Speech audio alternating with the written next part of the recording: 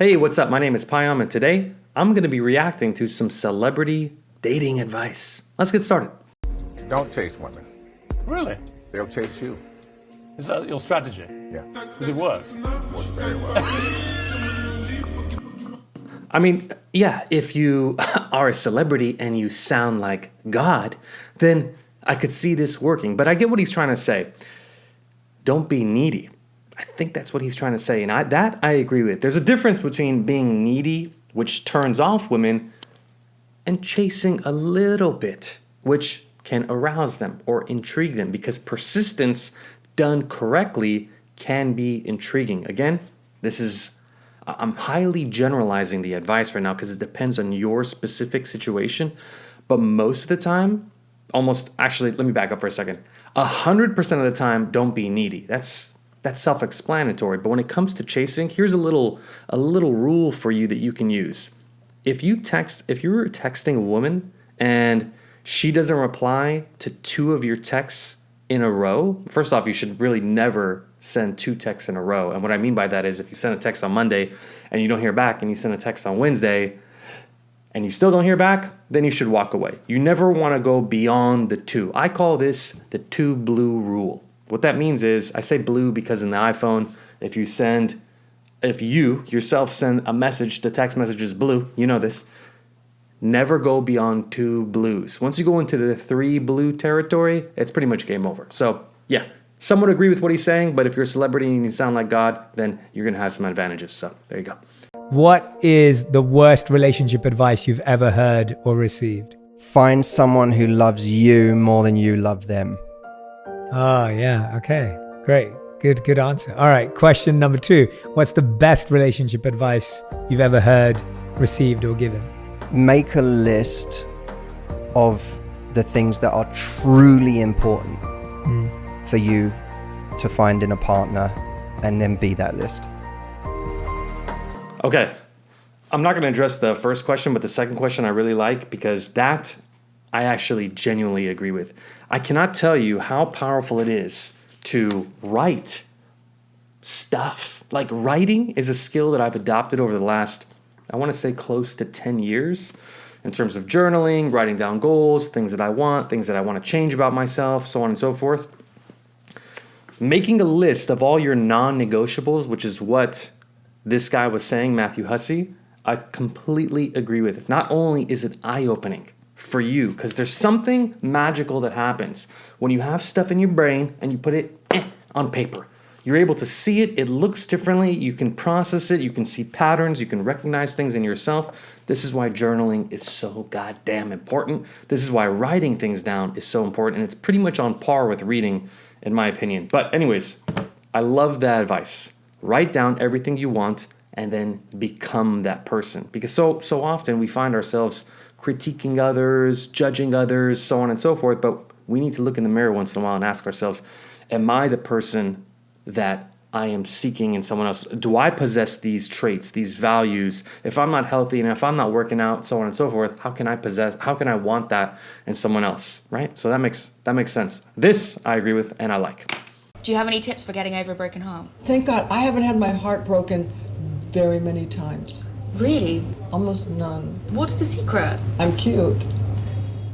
Do you have any tips? Okay, this was just stupid. First off, in case you don't know, when I was 27, I created an iPhone app to help people get their ex back.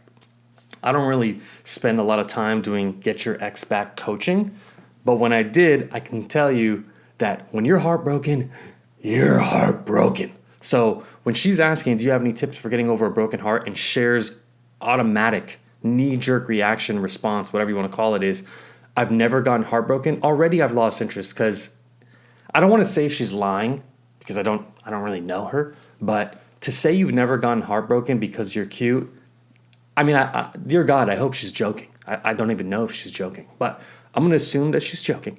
But in terms of answering the question, she gave 0 advice in this video.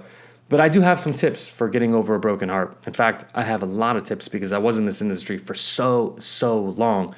One of the most revealing things you can do, though, and again, we're going to use writing as an example, is you write down everything that's annoying about your ex. Fucking everything. The way they chew, they don't flush the toilet, they don't make you dinner, they call you 17 times when you're out with your friends, they're whatever, right? So you make this, let's call it an annoying list, okay? It's free. You write down everything. Then you take the piece of paper, you take it off, you fold it, you fucking carry this piece of paper everywhere with you, dude. Everywhere. You put it in your pocket, you carry it everywhere. Again, there's something different about writing it versus putting it on your phone. I'm telling you, there's magic happening between the pen and paper. That's tip number 1. Tip number 2 is I would make the subject of thinking about your ex boring. Now you might be like, well, how do I do that? I'm so in love with her, so on and so forth. You go sit in a room. So actually, let me back up. Let's imagine it's Friday at 8:46 a.m., which is what time it is right now. And I'm thinking about my ex. Like, it's just, I tell myself, nope, I'm not going to think about my ex right now. I'm going to create a time slot later in the day that I do daily where all I do is think about my ex. Let's say that time slot is 15 minutes, okay, for the sake of this conversation. And let's say it's at noon. So today, I'm thinking about my ex at 8:46 a.m. It's like really getting to me. I say, nope, I'm not going to think about them. When noon comes around, I'm going to go into my room. I'm going to close the damn door. I'm not going to have my phone. I'm not going to have any technology. I'm going to stare at the wall just like this, and I'm going to think about him. How boring is the subject of thinking about your ex going to be after 15 minutes? It's going to be ridiculously boring. So that's what I would recommend. Garbage advice. I don't even know why I even played this video. Okay, let's go to the next one. I just think you should just keep it simple. It's easy to put a lot of pressure on yourself and think, why am I alone, comparing yourself to your friends and family. I think if you just kind of have this open mindset, you say yes to things, activities, you get yourself out there, you meet people with kind of like an energy of like just, you know, who are open-minded, I think it's a great place to start. That's what we always say. I just think... I do agree with that advice. I do think that's genuinely good advice, and I can see he's coming from a good place. Yeah. For many of you that are socially awkward or have social anxiety, just getting out there is very challenging because people don't understand you, right? Especially if you have severe levels of autism. I empathize with you I sympathize with you actually, because although I don't have autism, I can imagine that being very, very challenging. So I'm not going to act like it's not challenging, okay? But I do like the idea of taking baby steps, getting out of your comfort zone a little bit, and just making sure you say yes. You say yes to any invitations, any excuse to get the hell out of your house. Because step 1 for you, depending on how severe your social anxiety is, step 1, forget the tactics, forget the skills, forget talking to women, forget talking to anybody. Leave the house. Yeah, leave the house. And I think that's kind of what he's saying is you got to say yes to a lot of these opportunities, because there's no guarantee they're going to keep coming around, right? If you have friends, coworkers, what have you, they send you an invite, you don't join. They send you another invite a week later, you don't join. They send you another one a month after that, you don't join. Why would they keep sending you invites?